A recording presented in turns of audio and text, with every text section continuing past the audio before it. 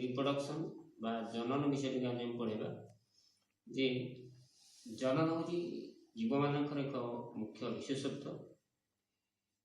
एते मुख्य उद्देश्य हूँ वंश विस्तार करने। ये प्रक्रिया द्वारा ठीक निज पर जीवटी सृष्टि करने एवं वंश को उद्धार करने। व्यक्तिगत भाव मनीष अन्य जीव बचापी यह एक गुरुत्वपूर्ण नुहे, किंतु संपृक्त जातिर स्थिति समय स्रोत यह निरविच्छिन्नता बजाय रखिबारे यह एक अपरिहार्य। तेणु प्रत्येक जीव जनन कर। तेणु से जननर प्रकार भेद को आम विचार करवा जे वंशवृद्धि मुख्यतः दुईटी उपाय होता है। गोटे अलिंग जनन, गोटे लिंगीय जनन, जोटा कि सेक्सुअल रिप्रोडक्शन आउ सेक्सुअल रिप्रोडक्शन। केतक जीव केवल अलिंग जनन द्वारा आउ केतक जीवर लिंगीय जनन द्वारा वंश विस्तार कर। छड़ा उद्भिद आम अंगीय जनन वंश विस्तार परिलक्षण करूँ। अलिंग जननटा प्रथम आम कौन जाना जे अलिंग जनन प्रक्रिया साधारणतः अणुजीव समस्त केतेक निम्न श्रेणी उद्भिद और प्राणी मान देखा जाए। यह मातृकोश बा जनन कोशर विभाजित होगा फल अपत्य कोश बा अपत्य जीवटी सृष्टि हो। समविभाजन आउ सूत्रायन बा मेट्रिक्स प्रोसेस रे हो। बहुकोशी जीव मान देखा अलिंग जनन सरल विभाजन प्रक्रिया सामान्य टिके भिन्न। तेबे यही जीव मानकर जनन कोश अच्छी बोली किसी जना न था। लिंगीय जनन कौन ना लिंगीय जनन प्रक्रिया वंश विस्तार करुवा जीव मान शरीर दुई प्रकार कोश था। गोटे है सौम्य कोश, अन्यटी है जायक कोश। सौम्य कोशर जो विभाजनटा हुए यहाँ हूँ समविभाजन प्रक्रिया हो। जायक कोशर जो विभाजनटा हो अर्ध विभाजन बा अर्धायन पद्धति हो। या फल कौन हुए ना क्रोमोजोम कोशर जो गुणसूत्र रही क्रोमोजोम रही से संख्या युग्म संख्या बा सम संख्या होकर रहे, जोटा कि दुई द्वारा विभाज्य। कौन से एक निर्दिष्ट जातिर जीवर उचित जातिर से जातिर जीव श्रेणी युग्मक व्यतीत सबु कोशरे संख्या गुड़िक एकाकर। यही उदाहरण आम दबा जे मनीषरे 46 टी अच्छी, मकारे 20 टी अच्छी। एगुड़िक सब दुगणित बा डिप्लॉयड ग्रुपर रखते या 2n सूचित करा जाए। सौम्य कोशर विभाजन द्वारा कौन हुए एवं जनन कोशर विभाजन द्वारा आमर कौन हो ना सौम्य कोशर विभाजन फल शरीर वृद्धि हो, क्षयक्षतिर मरामती हो। या छड़ा विभाजन जो अपत्य कोशटी सृष्टि होती गुणसूत्र संख्या सह अपरिवर्तित हो मातृकोश सह से सामान हो। जनन अंग जोटा कि पुरुषर मुस्क, टेस्टिस, स्त्री निवास जायक कोश सपुष्प एगुड़िक आम गोटे प्राणी क्षेत्र आम बुझे। जो उद्भिद क्षेत्र को जीवा गोटे अपुष्पक और सपुष्पक ग्रुप अच्छा। अपुष्पक उद्भिद जो मानकर फूल फल ना, सपुष्पक जो मानकर फूल फल अच्छी। सपुष्पक उद्भिदर जनन अंश मुख्यतः फूल ही थाए। सी जो पद्धति वंश विस्तार करते से आम परागण पद्धति कहूँ। समान जो आम कहे ये पुजुग्मक और स्त्री जुग्मक मिलन ये युग्मज सृष्टि हो। तेणु ये आम बुझा जे ये उद्भिदर फूलर केशर पराग पेटिकार पराग रेणु गोटे फूलर गर्भाशय स्थानित हेल्ले समान होती समान को आम दुई भाग में कराई। गोटे स्वपरागण गोटा पर परागण।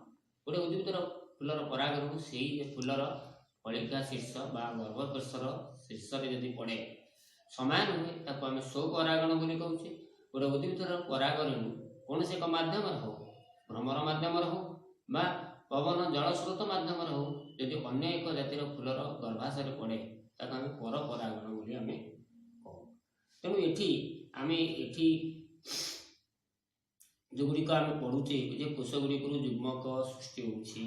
युग्मकर जनन को आम गैमेटोजेनेसिस बोली आम कहूचे। जितेबाला युग्मक सृष्टि फल जो अर्ध विभाजन हो अर्धायन हो विशेष प्रकार कोश विभाजन देखा जाए।